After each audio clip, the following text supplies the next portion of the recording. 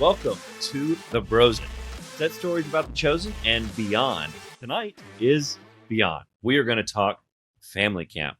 So I myself and Mr. Ben Stockton and Willie Mellina got to work on family camp. Willie was locations. Ben was the second, which is what Mitch normally does.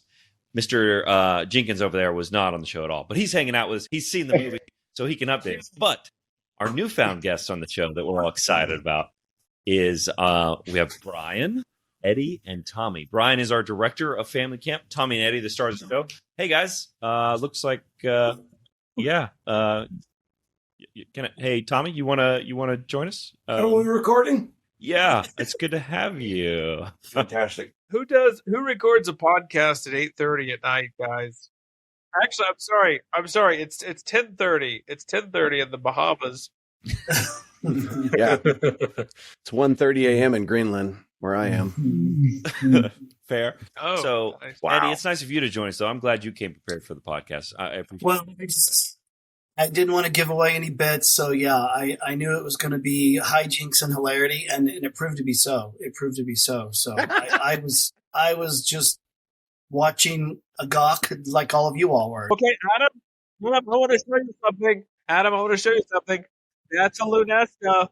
You are on the clock, my friend. Great job, guys. Great job. I will take off the CPAP for you. Are you guys ready to hear this? You guys ready?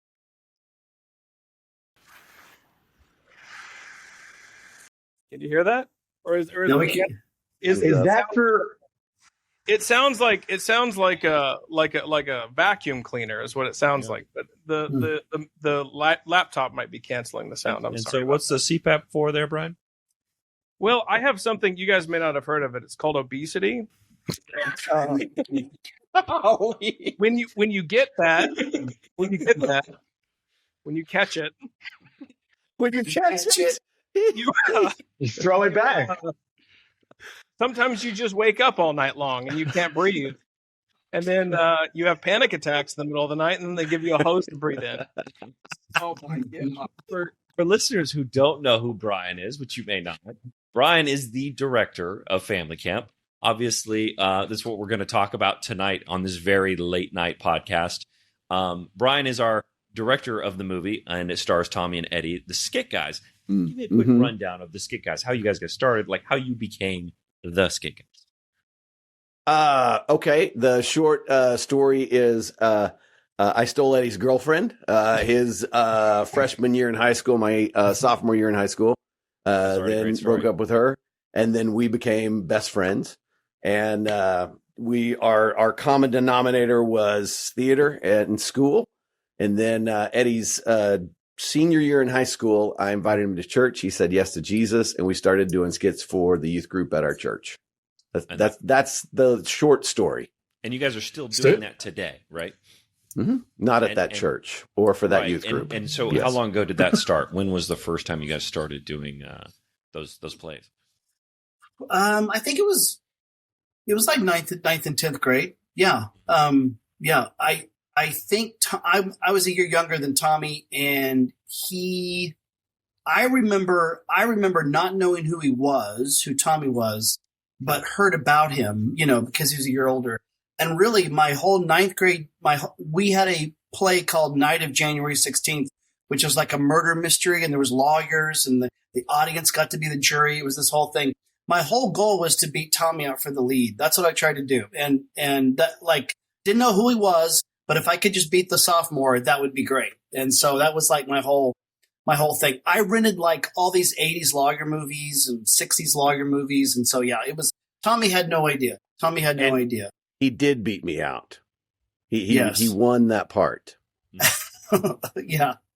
I, however, wanted the part of the police officer, which is what I got. That's what you got. Yeah. I was going to say, buddies. Yeah. I was going to say it would have been much worse if Tommy had not only stolen your girlfriend, but also stolen the role of a lifetime from you.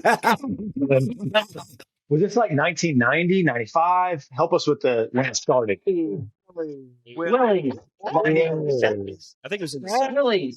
I know. Willie, you were in junior high like in 1997. So Willie, right? I've been married 4 years by 1995. I was your junior, Willie. I was your junior high pastor in 1997, I think.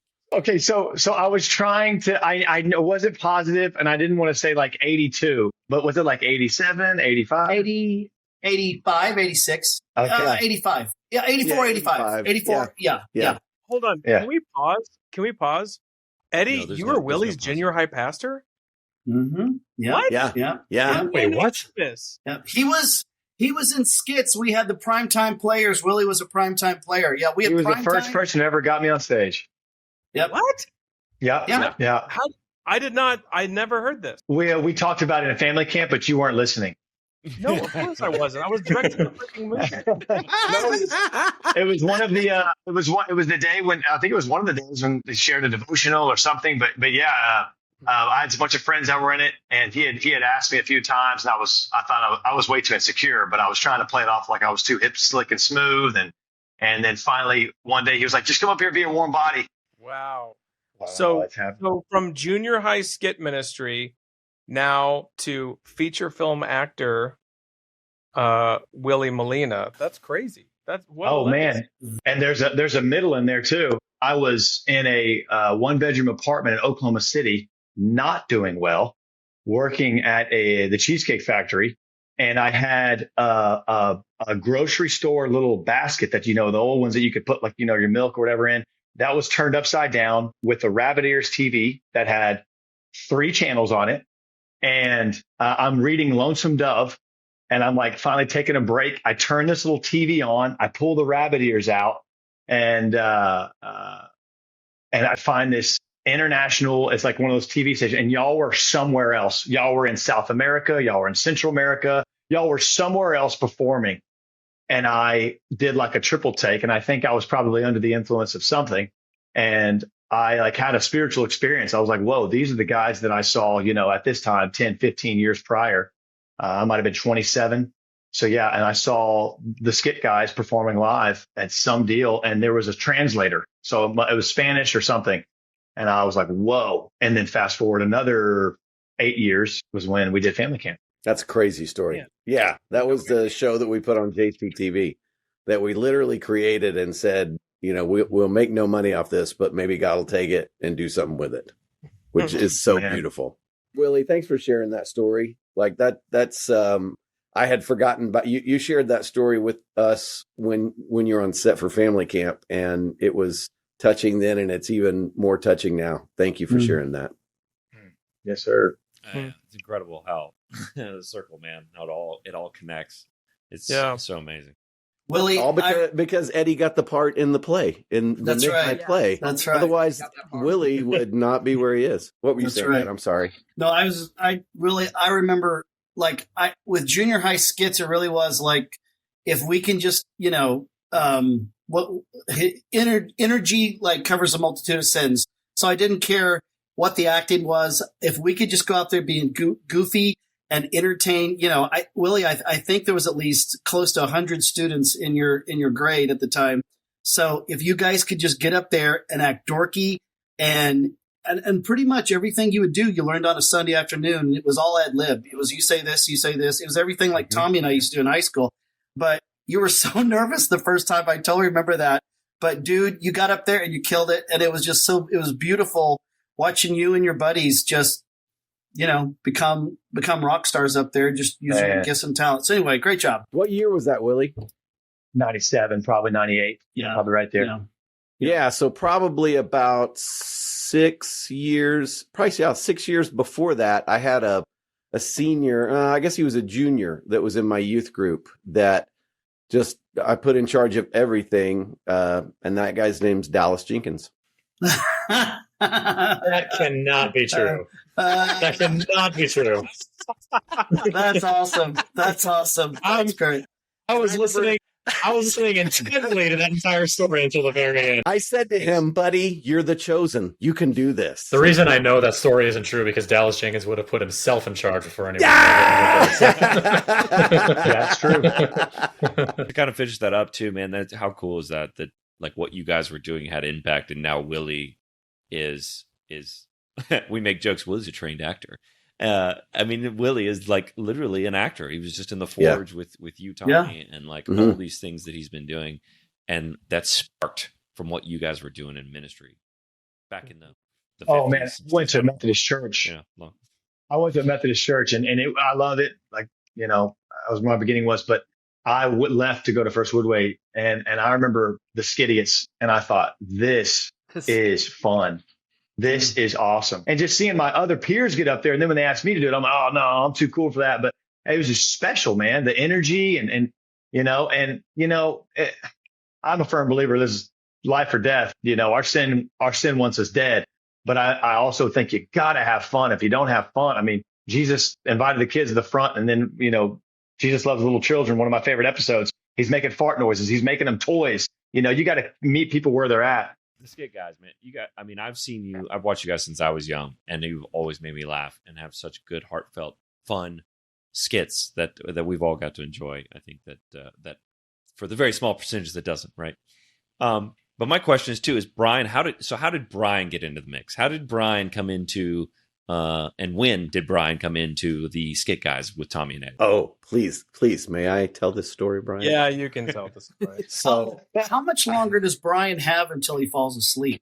I know that I'm gonna 22 minutes. 22 minutes. So I was working at a church. It's actually the church I'm still at now, and we'd lost our media guy. And my senior pastor came to me and he said, hey, my son has a friend who is going to college and I've hired him to be the media guy.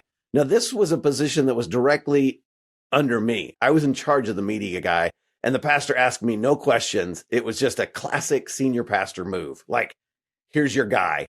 And so when I met Brian, I was like, yeah, he's not here for more than a month. I will make sure this guy doesn't keep the job. He's not going to be good. And I've never heard this part of the story. And so, like, I was just like, who does this, you know? And then, you know, I got to know Brian. Brian has an energetic personality and an incredibly talented. Yeah. And I mean, within a week, it was like, oh my goodness, like this guy's gold. And he really was. He was the first guy that was able to take what we did on stage and put it on the screen, and it worked. I think Eddie was probably skeptical, and I was like, hey, we got a really great media guy, you know, because who has a really great media guy? And then it showed him the stuff, and Ed was like, oh gosh, yeah, he's great. Yeah. So yeah, he worked bivocational, and then we hired him away from my church. I've regretted it ever since. And how long ago was that? When did you first start working with Brian? Close to 20 years ago. Yeah, 2004, 2005. That's awesome. You guys have been working together for 20 years or more at this point. So how did, and whoever wants to take this one, how did Family Camp come from that? How did, you guys obviously did a lot of content together and put a lot out there that Brian was doing. And I noticed your stuff too, continually to get better. And your visual media just getting better throughout the years. So I'm sure that kind of naturally led into making a movie. But yeah, how did Family Camp birth? Brian came to the church in 2005, and I remember I said to him, buddy, in 15 years, there's going to be a pandemic. We've got to figure out what to do. And we started working on a script. That's good. Actually a story that we should tell that part of the story here in a little bit, but for sure. But go ahead, Ed, tell the real story. Fireproof came out, and it was pretty much this first movie that came out and was like, okay, so faith-based movies are working. Faith-based movies are doing something. Okay. And I think right around there it was, well, I wonder if this world that is opening up. I wonder if, faith-based comedies could work, dramedies. So I wonder if we could have a space in there. No one's calling us. No one's asking us at all to do anything like that. But we started with our mini movies for churches. We just started acting as if. We just started figuring out, okay, if that time ever does come, how do we transition into a world like that? So we just started acting as if. So all our mini movie sets became like movie sets, and Was it tough? Yes. Was it expensive? Yes. But it was probably the greatest thing we ever did to just go, okay, we're acting as if one day we're going to make a movie. And then it was just the slow process of putting it out there and finding the right people. And, every dream has a delay and a difficulty and a dead end. And we had tons of them. And so over those years to when it finally got done. So yeah, it was a slow process, but it was a beautiful process for sure. Yeah. There's a beautiful part of that too. And Eddie's humble about it, but I love it so much is we wanted this for a long time and it was just not happening. And in his prayer time one morning, Eddie just says, I give up, God. It's yours. We can't make it happen. And literally was it that day, Eddie? Or the next day? It was that day. Like it was, I told God, I'm done. No one's calling us. You must not want it. So why are we even trying? It was more of a gripe than a prayer, but Come on. It's beautiful. But I'm not joking. Like it was like 7:30 and that was 5 a.m. That it was not that I get up and prayed at 5 a.m. I'm just saying, like, I just remember that day. I'm not saying anything. Like it was just that day of just angst and frustration and maybe even giving up a dream. Like there's nothing worse than having to lay a dream at God's feet and going, well, God, if you aren't in it, then okay. And I'm not joking, like 7:30 a.m., the phone rings and there's a gentleman, going, hey, I'm at this convention. We're pumping this movie. And it made me think of you guys. Have you guys thought about doing a movie? And it was like, funny you should say that. And we just started this conversation and he introduced us to some other people. And it really was like, it was, full steam after that. It was really amazing, really amazing. Yeah, one of our things we always say is that God has just the right people, that he brings at just the right time, people you don't even know, to advance what he's doing in your life. And we watched that this whole way through making Family Camp. Yeah, it was pretty fascinating. Yeah. For the writers, directors, filmmakers, actors out there, ballpark from the time that y'all talked about it in the first draft to when day one of production, what's that, like 4 years, 5 years, 7 years? 2 months, Willie. 2 months. 10 years. 10 years. It really may have. Those are Alex Jenkins. The first draft of Family Camp was written in 2016. But before that, there was Rideshare, movies, Life Coach. There was like, we were greenlit to do a movie called Rideshare. That, for your first movie, it came in the budget wise, once you started adding up the pages, it came in too much. And it was really like the guy that was bringing us to the dance, semi-financially was like, hey, this movie is just too much. And that was really kind of the catalyst for, Family Camp. But yeah, there was 2 other screenplays that we were trying to go, is this the comedy? And then it formed into Family Camp. Yeah. But it really is. Dreams are, you make a decision, there's delays and there's dead ends. There's derailments. There's all kinds of things that happen when you start following and forging that dream. But it took years. It really did. Yeah. I saw the side. I got the sides. I auditioned for, I think, Robert Amaya's role, and the scoop, the lunch line and some of those. And I called my wife. I said, I know these guys. This is going to be hilarious. And it was just, it reminded me of Skidiots. It just reminded me of just throwing stuff on a wall and see what sticks and playing, and so fun, man. So talk to me about, so you guys waited for years. You've been wanting to make the Family Camp or a movie for many years. What was it like when walk me through kind of the prep process, maybe like the moment that it hit for each one of you? Yeah, when we wrote Family Camp, we were writing the camp director role, and I just kept hearing Henry Winkler saying all these lines, right? And so I was like, there's no way we could ever get him, but maybe. I was looking at his IMDb and the projects he was working on at the time, and I was like, who knows? I mean, if we have some extra money, we might be able to get him, sure. And then he won an Emmy for Barry, and we're like, there's no way we're gonna get him. And that was right before we went into pre-production, that year before he won that Emmy. And so anyway, Bev, Bev Holloway was our casting director on the movie. Amazing casting director. So I get on so the night before, I'm about to go out.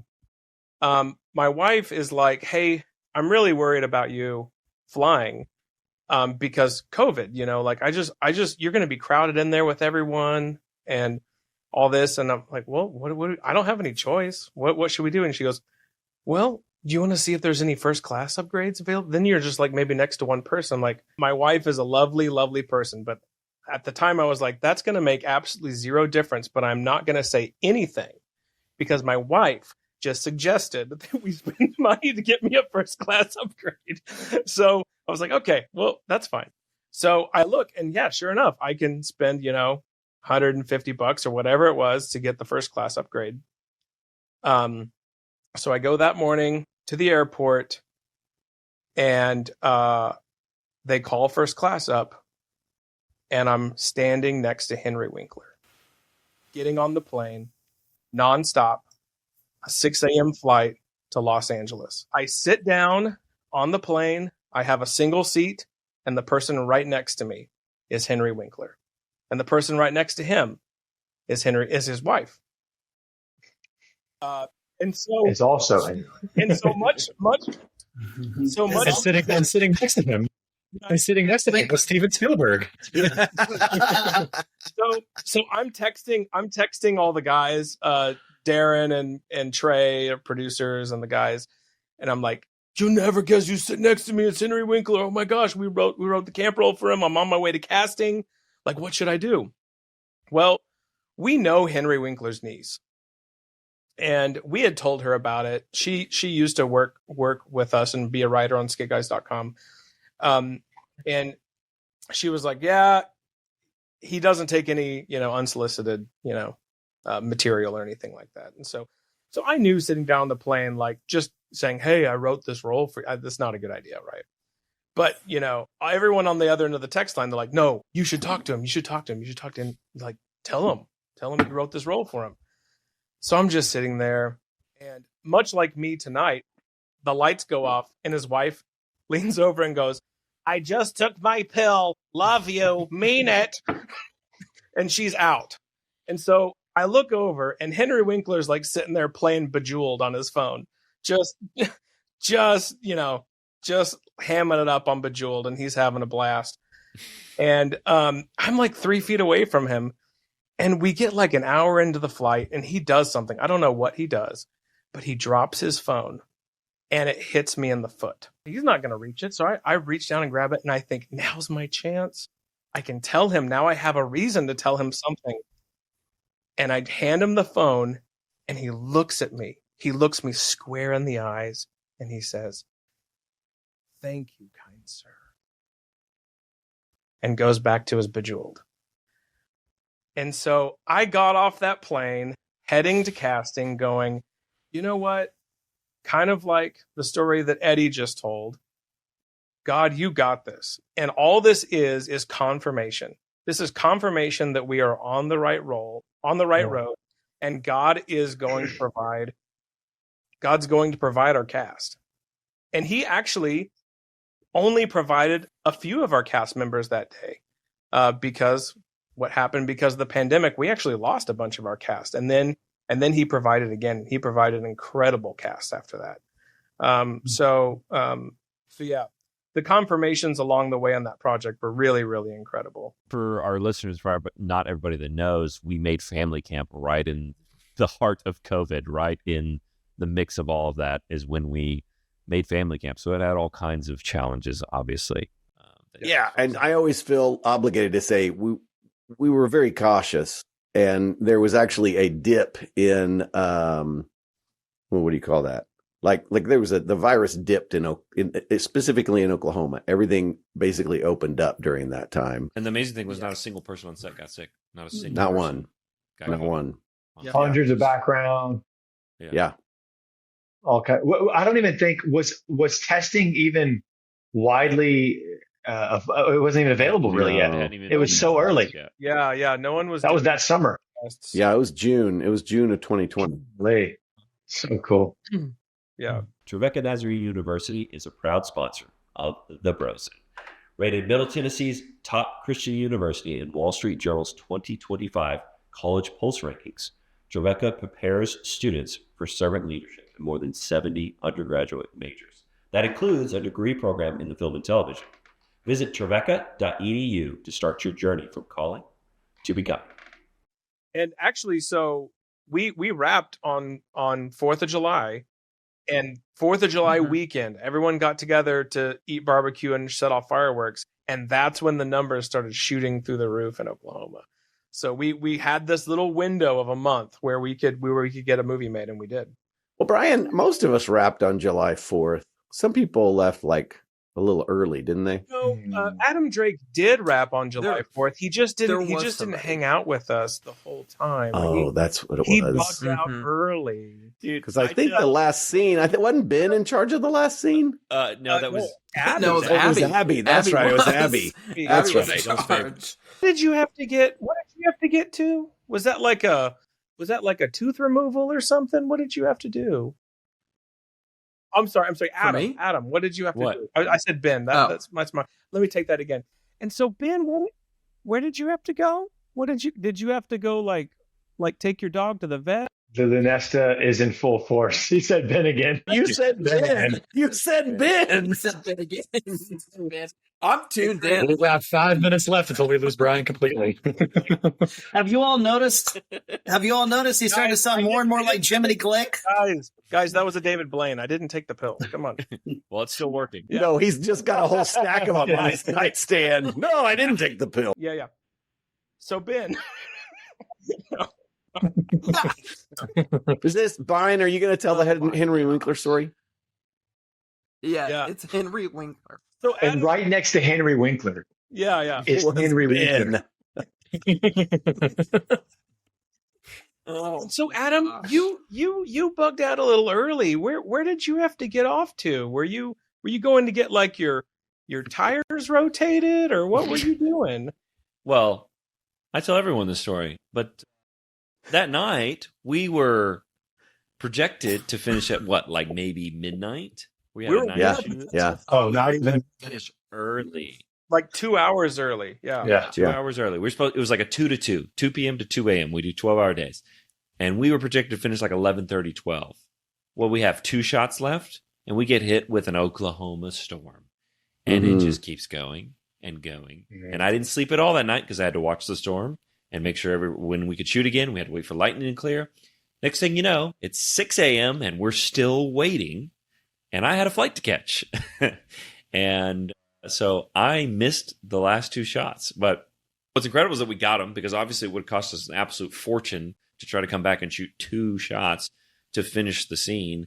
But I remember you guys were shooting it right as the sun was coming up, and you guys ran back there, had 30 minutes before the sun came up to get those 2 shots. And I didn't get to finish family camp with you. I didn't get to do that's a picture wrap. And it hurt, Brian. Obviously you're still bitter about it. I apologize. The reason I left was to go shoot fireworks with my kids. That's why I left. Yeah. It's a good reason to leave. It's beautiful. That's the best reason to leave. It's crazy, like the power of cameras these days, guys. Let's just appreciate technology for a minute. So when we did the offline edit of Family Camp, we get to that scene and we're looking at it and it's like, it's daytime outside.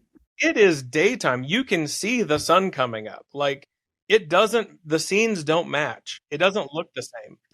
And then you get into color and the guy's like, oh yeah, do this, this, and this. And it fits perfectly. Like the sun was up when we shot that scene.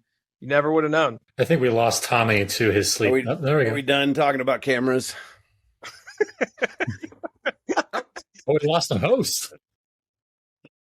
Oh, We lost the host of the show. Sam's in charge. Sam, go. All Let's go. right. It's not family camp. Go, Sam. Sam, ask us Okay. questions you've always wanted to know, having only been a child when we made that movie.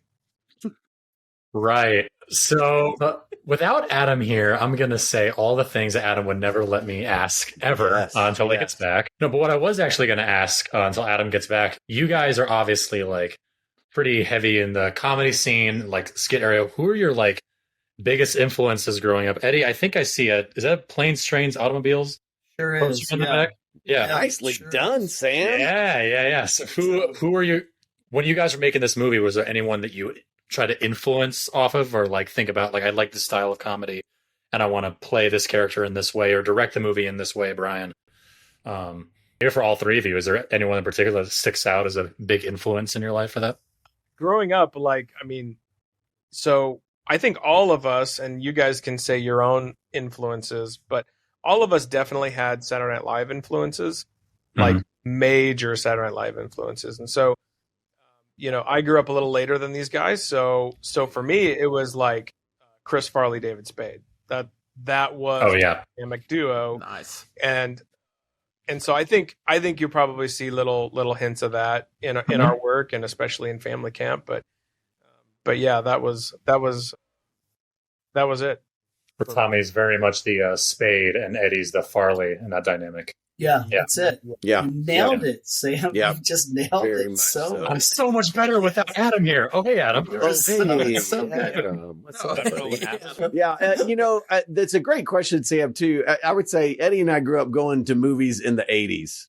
We went to so many movies together in the 80s because we could not get dates. And the, oh gosh, you said Planes, Trains, and Automobiles, Home Alone. What else, Eddie? Who were we? We were talking about the, I can't think of his name right now. I was going to be like, we love his movies. I have back here, right besides Planes, Trains, that's Dead Poet Society. Like, to me, those are like, when I became a believer, when I said yes to Jesus, I saw Dead Poet Society, and that was like, oh my goodness, that movie, like, he's just, Robin Williams was a comedy hero because he can make you laugh and then he can make you cry. And to me, those were the people. Those were the greats.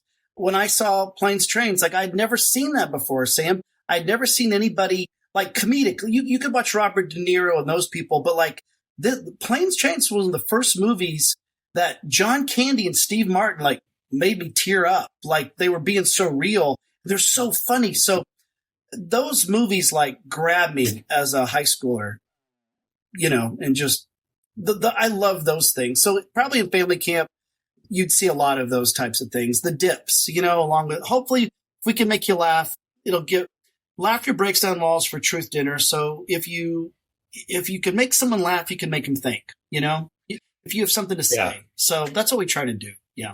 You can see some of that in family camp where your two characters are tied up against the tree. And it's kind of like that scene where Steve Martin just yelled at John Candy. Yeah. Yeah. Bah, bah. Yeah, it's an homage to that. 100%. Yes. Yeah. We actually had the music in from that in our preliminary like director and producer cuts. And so when we did the one of the test screenings for family camp, it was still in there, and we got someone who wrote in, "Why are you stealing a scene from Planes, Trains, and Automobiles? This is the exact same scene. You even took the music out of it." And it's like, okay, thank you, Mr. Test screening person. This is called an homage. This really moved us when we were children, so we hope it moves you and your children now.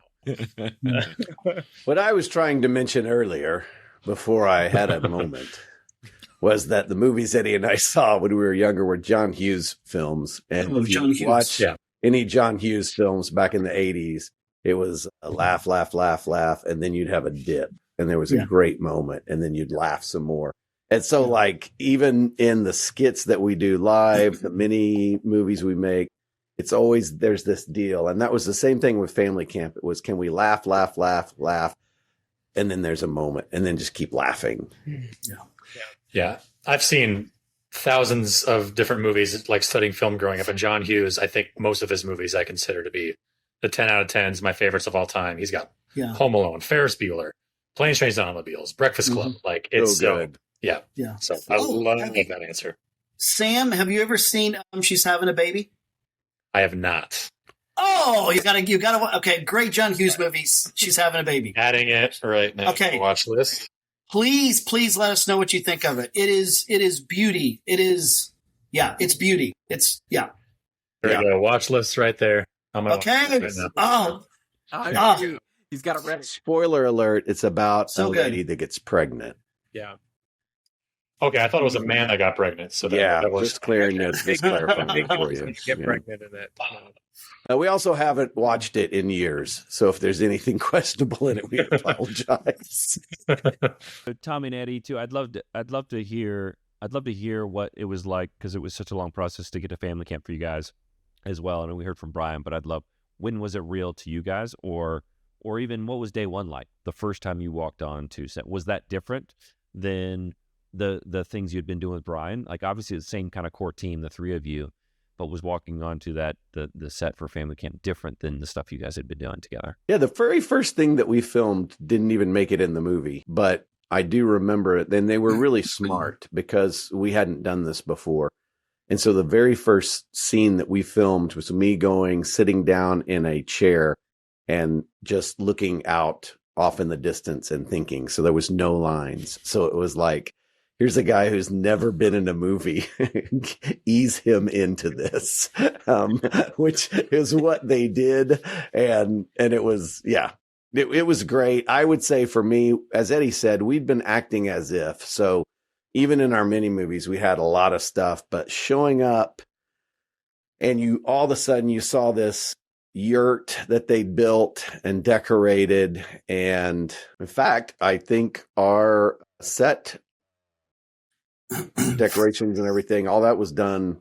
Same guy that does you guys stuff. Isn't that right? Yes. Mhm. James Cunningham production. Jaden Cunningham. James, so good. And And yes, incredible. Yeah. And so talented. And I remember everything was on a bigger scale. And it really was like, oh my stars. Indulge me for a moment. The moment that it hit me was actually about 2 weeks before the movie came out in theaters. And I had this moment. It was Palm Sunday, and I was getting ready to take a shower to go to church. And all of a sudden it just hit me that as an 18-year-old kid, I'd told my pastor I wanted to be a Christian actor.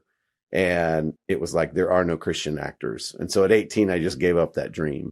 And so then on Palm Sunday, before the movie came out, it's like that morning it hit me, and I started I was wailing. I was the only one in my house, and I just started just bawling and just saying to God, you're so good to me. Like the dog came in and looked and was like, you good, bro? And I was like, I'm okay, Foggy. And I gained my composure, and then I got in the shower and it hit me again. I was like Tobias in the shower, just weeping. And yeah, and then, a third time, and it really was like, Oh my! it really was like, so she's having a baby is fine. Yeah.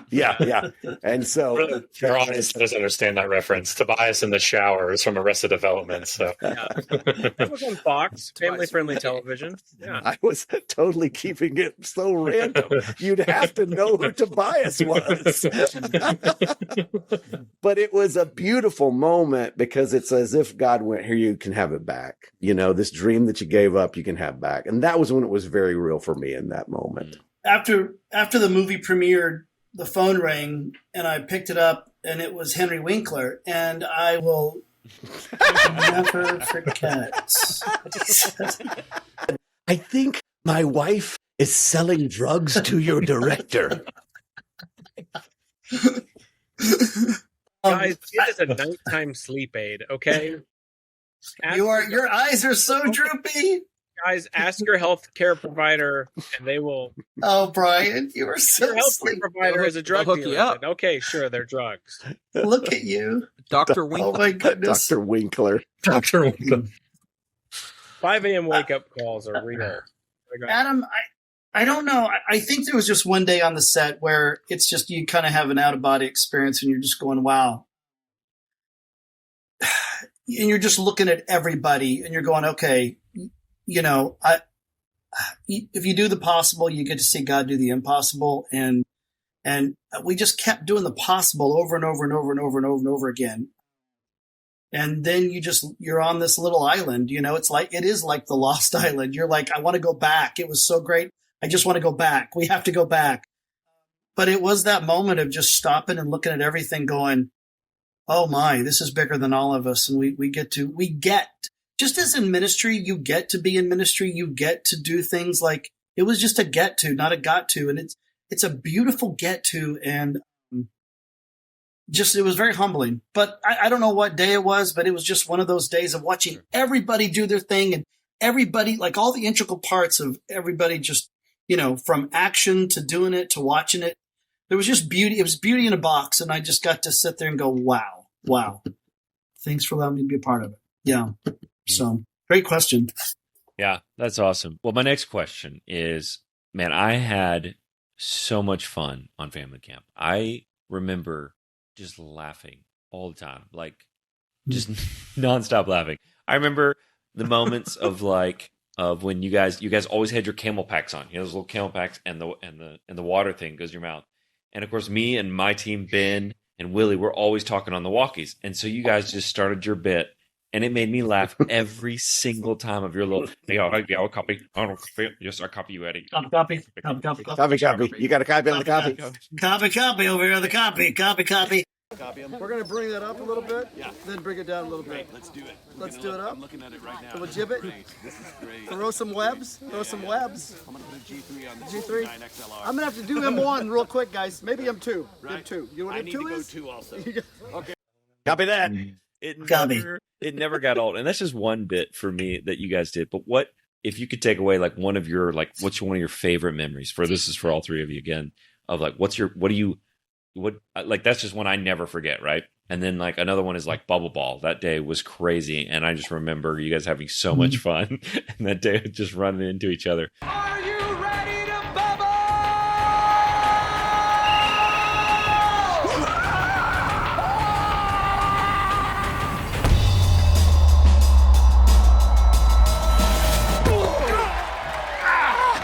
But what's something that you guys took away that you just never forget? Obviously the whole experience, but there's got to be a couple stories or one that's just oh my goodness, that was so much fun, and it was such a great memory. So family camp takes place all in one camp. It's practically a containment film, right? So everything you see in that movie, with the exception of some random exteriors that we shot elsewhere and the church and the highway scene, it's all there at the camp, right? So let's see, what was it? It was the end of our first week. We were doing nights. We switched from day to night really quick. Mm-hmm. And so one of those nights, we go to lunch and it's pitch black. The camp is just totally dark. And there's a golf cart. And we're supposed to go to dinner. And James King and I had a little bit of a walk back to go to dinner. That's the cinematographer. That's the cinematographer, yeah. Amazing DP. And I don't know if someone gave us the golf cart or if we just took it. We more likely just took it, but I don't know. So he and I, we decided we were going to go, and I was like, let's take a shortcut through here. We hadn't filmed in this location yet, but it was the kind of the trail where Tommy and Eddie found the beehive, and they're running away from the bees. So it's not really a trail. It's like a mowed down area of grass that just goes through these trees. And so that was going to be our shortcut to take to the mess hall. We were going to have lunch. And so we round the corner around, and I see we're coming up on this footbridge, and it's pitch black. I mean, the golf cart has headlights on it, but we can barely see anything. And I see this footbridge, and we're getting closer to it. And I'm judging the distance, the width of this footbridge and the width of the golf cart. I'm I don't know if this is going to fit. I don't know if I'm going to be able to get through this.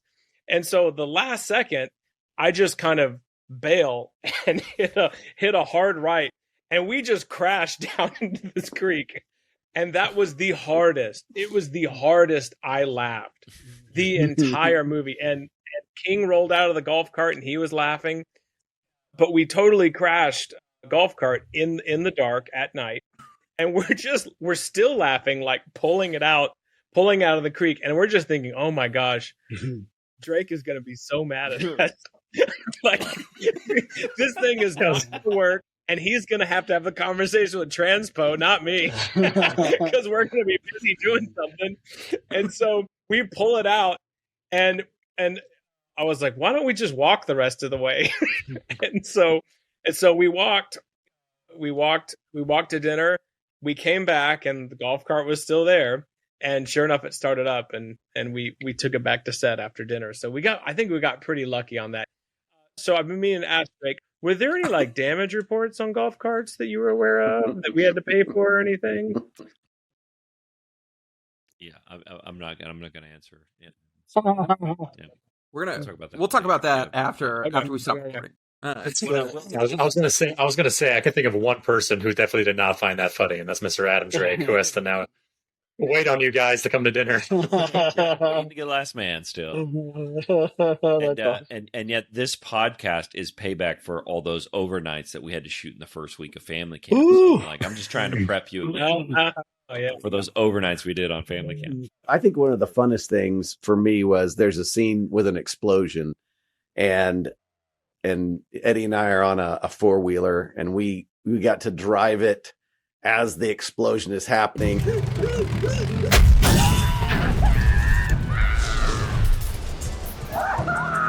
was amazing!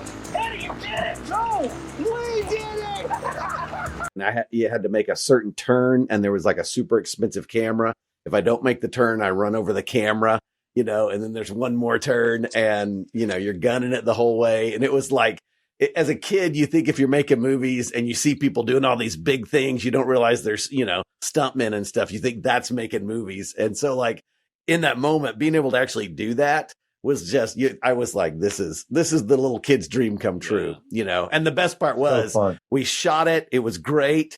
And they went, you want to do it again? And we're like, yeah, let's do it again. So we did it again. No, that was a great experience. Yeah, it was. That was incredible. We got the first shot and it was great, and the explosion was great, and everything's great. But it was like, well, we have another one. Let's just do it again. Yeah, it was so cool. Yeah, let's just. It was so cool because we got to edit. We had so many angles to edit with because we got it perfect the first time. It was awesome. Yeah, it was that shot turned out. A lot of great stunts on that whole movie.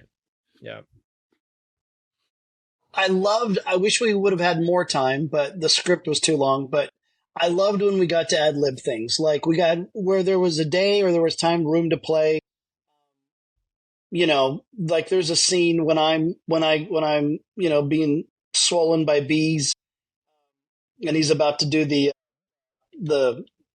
what is it? The EpiPen. Yeah. EpiPen. Thank you. And you and I are ad libbing like, I'm starting to see heaven and Uncle Jack's Flapjacks or something. Like, I love the times that we just got to ad lib and it wasn't in the script and it made it, yeah.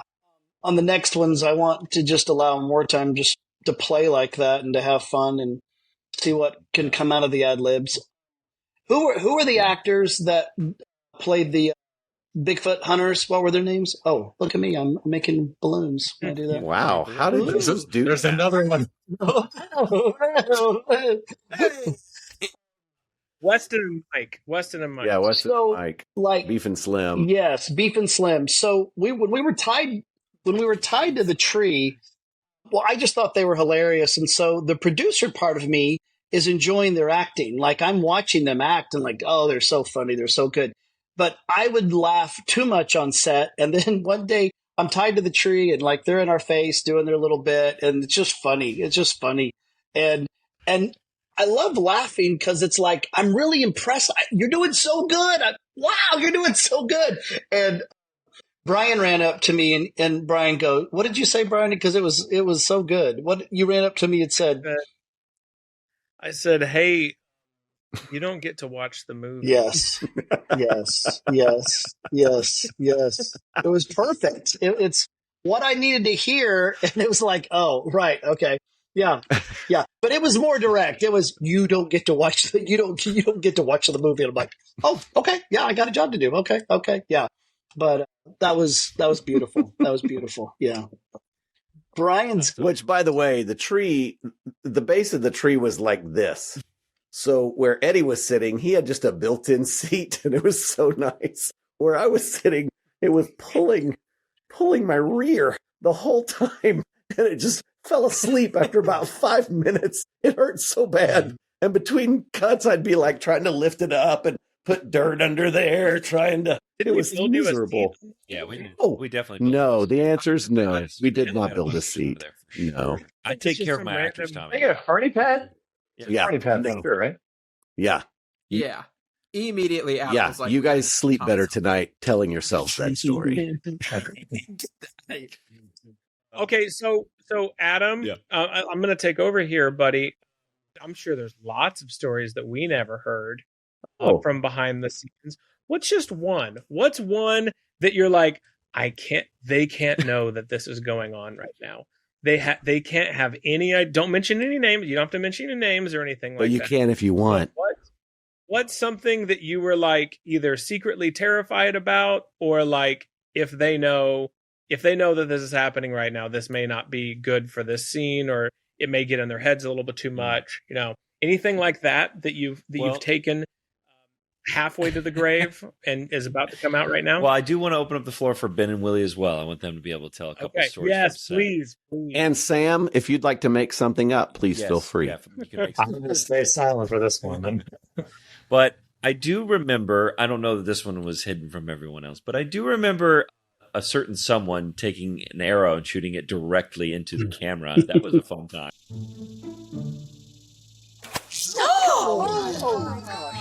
I didn't mean to. Wow, that's right. Unreal. But there was only one. It's so good. I didn't mean to. Oh man, Put a hole in the camera. It was like the movie that held the camera and just shot. I mean, it was awesome. That was so cool. Great behind the scenes footage. That was so cool. Okay, so let's set the stage here. So we have an archery scene. There's an archery competition scene, and we made it. Adam made it incredibly safe, working with Chris, the stunt coordinator. The movie is a camera stabilizing system. Yeah, we were on and a it was jib, on too. a jib. Yeah. So yeah, that was acting as the gimbal head on a jib. And so there's no one down camera or down range from the bow and arrow. So everything was incredibly, incredibly safe. The only thing in the way between the arrow that Eddie was shooting and the target down the range was this camera. And so Eddie hit it with an arrow on one of the takes. It was pretty awesome. I loved sitting in edits just going, "Hey Chris, Chris it was the editor on the movie, Chris Witt, incredible editor. Can we watch that just another couple of times before we wrap out our day today?" We just see it. I think it's ended in the bloopers at the end of the movie. Oh yeah, it's in the bloopers. It's totally in the bloopers. what better film to shoot at the infancy, like the heat of COVID? Like, what a fun, good deal. Yeah, so cool. Oh, it really was. Families being around. There were times when I was ripping and running with locations, and then finally kind of get to a stopping point. Y'all are shooting, so I can't really do anything when we're shooting. And I'm hanging out with Darren Mormon's boys and Trey Reynolds' kids. And that was the most special thing for me. And nobody asked me, but that was the most special for me, was getting to hang out with the kids. And there was this like obstacle course thing. And man, we would go over there and just try to time it. I still have some of it. I think I even have it on my Instagram, because it was so special getting to hang, because I've always, coaching and teaching and doing special education and different things, that God's doors that he opened in my life. But that just reminded me of the importance of being around young people. It brings out, like a part of you that you just almost, it can get stale and dry and you forget. And then you're around these young people and it's just kind of like fertile soil, like tills up the soil. The Holy Spirit kind of tills up the soil. And that happened with that. And I thought, man, I want to do stuff that's like that, because that's good for me. And I think that that's good for Taika Waititi. He brings his family to all of his movies, and he encourages his keys and people that can bring your family. And I think that that's huge. And I just can't imagine if that wave were to take over and the TV and film business across the way, they could really, I think that'd be pretty cool to watch the effect that it would have, and the encouragement of, families, and bring your significant other, whoever that is, and talk about that could be pretty neat to see what that would end up doing. Can I tell a quick story real quick of one with a memory I had with my daughter at family camp? Yeah, I was actually gonna send it too. So Tommy, Eddie, Brian, anything else you want to share? Let's go for it. Okay, last memory. My daughter, since she was a little girl, she loves to swing. That's how she decompresses. That's how she does, And so I think she was she was going to be a sophomore in high school that summer. That would have been going into her sophomore year of high school. So, and long days, they were on set and everything. But this one afternoon, I said, "Do you want to go swing? Do you want me to take you?" And we'd go to the park and find the adult swings where, she could swing. And that was just kind of her decompression. So she goes, "That would be great." So we found a park, and I am just dead dog tired, and I look like Eddie Sanders. I got the crown and I got the mustache, and, out on set, it's fine. Out in public, it just looked a little weird. And so I have an FJ Cruiser. So I'm in the FJ, and I'm watching her swing. And I'm just delighting in my daughter, she always looks like a little girl to me. Here she is in high school, and it's the end of the day. The sun is coming down, and there's two other high school girls swinging as well. And I'm just delighting in my daughter, just watching her swing. I'm so dead dog tired, but I'm so glad I did this for her. And about 30 minutes later, she gets off the swing, and the two high school girls basically get off the swing as well. And they start to follow her, and they stop her, and they're talking to her. And I'm in the car, and I'm kind of looking, cause it's starting to get dark, and they're looking at me. And then, Ainsley, her name is Ainsley, my daughter, she comes back to the car, and I goes, "Everything okay?" She goes, "Yeah." She's laughing, and I'm going, "What? What?" She goes, "Well, Dad, all they saw from their point of view was I'm this high schooler, you're this weirdo with a mustache and the FJ Cruiser." And so staring at her. And so, but they basically stopped her and said, "Do you need help? Are you okay? Is that man bothering you?" Oh my God. So it was this beautiful conundrum of, I wanted to give them both a hug, even though that would add to their story. It would be creepy, but no doubt. But I was so proud of who they were, going, "Yes, thank you for stopping my daughter and asking those questions." And at the same time, I'm the creepo that in the FJ watching my daughter that they're alarmed about. Anyway, it was beautiful and funny all at the same time. So yeah. What's weird about that, Eddie, is I also had people come up to me weirded out because I matched you on the mustache. Remember that? Oh, yes, you did. Yes. That's right. We all grew mustaches. That's right. Yeah, that's right. And my wife wouldn't look at me. It was a problem. Yeah. Even there were several. There's a picture. We all kept mustaches towards the end. Yeah, yes, that was cool. Yeah. I didn't put the picture up now. I can't. Yeah, I can't grow those mustaches. Yeah. We can find that picture. Yeah, that was cool. Yeah, we all had them. Yeah, Tommy was not in the picture. We couldn't even get him a fake one. No. Yeah. No.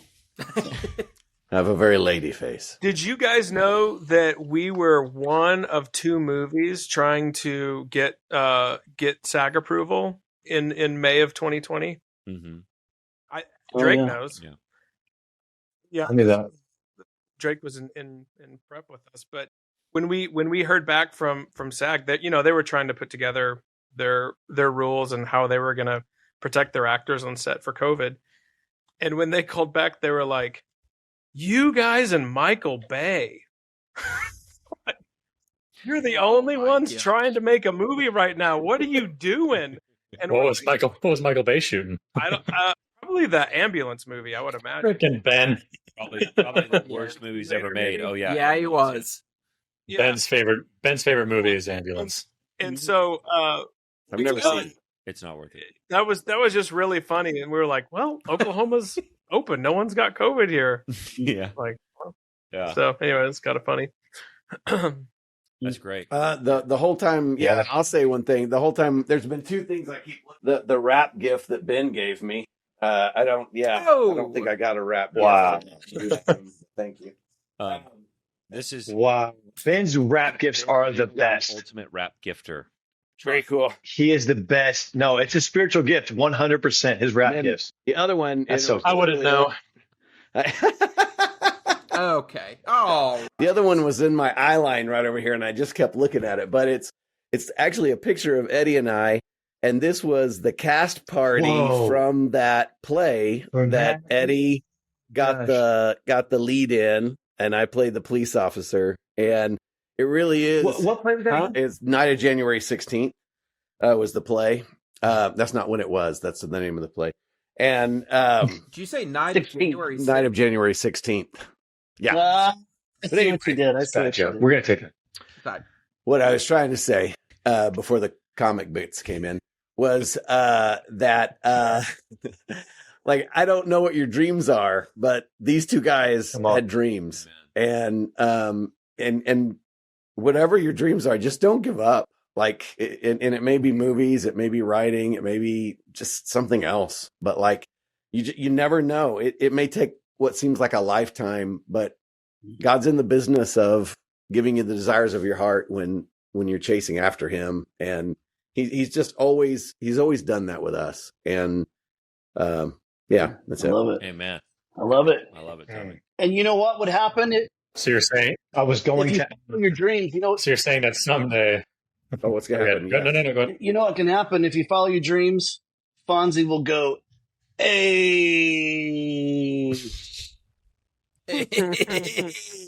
That's Robin Williams. That is, and Henry Winkler. And Henry Winkler. Oh, there he is. I didn't see it at first. Is that an autographed picture? What should we get? Tommy got me that for Christmas 1 year, yeah, for my birthday. And then tell him what else I did. You bought it for me again because you forgot that you got it for me. Yeah. I got it. Oh my gosh. 100%. That's a long friendship. Yeah. That's a long friendship when you get something from somebody twice. Yeah. No, the problem, Willie, beautiful. The problem is it was probably about 3 years. Well, I was actually going to ask that question. I was going to ask a question, but I think, Tommy, you nailed it. Was the last thing was just, Eddie, if there's an piece of advice you could give to a performer, an actor, a storyteller, and same thing for you as well, Brian, what's the thing that you learned most from that play with Tommy through, the Skit Guys and all those years and then family camp? What's one thing, if you're going to, one word of encouragement or coaching or whatever to kind of, to get them to where they want to be, Well, I have two things. One is no, Brian, you only get one. Yeah. Okay. Sorry. Yeah. Just combine it into one really wise thing. Into one thought. No. I think everyone who walks onto a set or a play or a TV show or whatever it is, that first day and probably a lot of days after that, everyone's terrified. Everyone is absolutely terrified. Like there isn't an industry veteran who doesn't doesn't sleep at all the night before the first day. And so I think letting, fear is a part of it. And it's a great opportunity. It's a great opportunity for you to give that over to the Lord. And part of what we did on family camp was we continually asked God for all of His ideas. We were like, "Hey, Holy Spirit, you have the best ideas. Like, if there was going to be the best comedy writer, it would be you. So can you just give us all your ideas?" And so that's what we did, and that's what we continually did as an act of submission.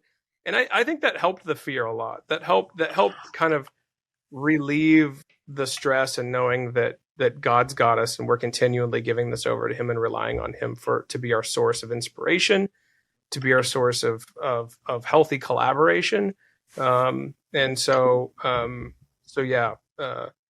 you're not afraid, then you probably need to do something else because you don't care anymore. Eddie, I think that leaves you. I would just encourage anyone that whatever your dream is, whatever you want to do, articulate it, practice it in the mirror, and then say it to people. And if people are looking at you like, "Oh, how sweet," or "Oh," Like that's when you know you have something really good, and get used to it. Like I think I started off, I would articulate what I would want Tommy and I to do. And back in the late 90s, there wasn't anybody doing what we were doing. So to say it out loud and to go, we could make a living off this, people would be like, oh, they're not saying it, but they're saying you will have to get a job. There's no way that you'll be able to do that.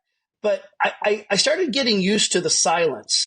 And then it was, well, what if we could travel and we could do videos for churches? That would be so great to be able to impact the world in such a way that we're making videos and we're helping as a supplement to churches. And saying it out loud in 1999 and 2000, just like that, people were really looking at you like, oh, okay. There's no screens in churches hardly. I mean, it's a whole new thing. So I would really, and then to go, we're going to make a movie. Like that they, even after a decade and a half of doing what we're doing for churches and still saying we're going to make a movie, I still got the look. I still got the look of, okay. You know, and they're kind and they're nice and they're sweet, but they don't believe you. Get used to that. Get used to it. Don't let it hurt your feelings. Let your dreams be so audacious that when you tell them to people, you get the look. And if you get the look and you get the silence, you may be on to doing something really great for God's kingdom. So, yeah. Family camp was the first time Ben had ever been the second. So he was a nervous wreck and was like, I've never done this before. I've only seen Mitch and others do it. And so, but man, you absolutely crushed it. And I think it was such a great place for you to learn. I think that Tommy and Eddie and Brian helped such a safe set and made it so much fun where you could learn, because you did have a lot of work to do. You had so many extras you had to place and move and do and make it work and make it look like a camp, like an active camp. And so Brian, Tommy, Eddie, thank you again for helping create an environment like that for Ben to be successful and my team to be successful. Brian, Tommy, Eddie, I want to say thank you for having chosen the Brosen. That's what we say. It's really cheesy. It's bad. Yes. You know, on family camp, there was some really great stuff that was written. You know, there was some improv. You know, jokes were said, dialogue was spoken. But we just want to really thank our audience that they have chosen the Brosen. Amen. See, so tomorrow morning, when this Lucera that Brian has took, it's 5 a.m. and he's awoken. He's going to be glad he's chosen the Brosen. Dude, get your drugs right. Lunesta Lucera. At some point, you guys are supposed to join in. We can't keep setting up for you guys. Chosen the Brosen. Chosen the Brosen. You know, family camp was it was good. It was funny. You know, the jokes were laughed at and the dialogue was spoken. Chosen the Brosen. Chosen the Brosen. Perfect. Oh my God. Tommy, it was perfect. Perfect. Thank you. You know, guys, your smiles have made me laugh. My cheeks have become rosen. And now it's time for this thing to be closing. Oh, I didn't do any chosen. It's time to wrap it up. We're done. No, it's over. We've wrapped it up. That'll be the case. Yeah. Yeah. It's time for the closing. Yeah.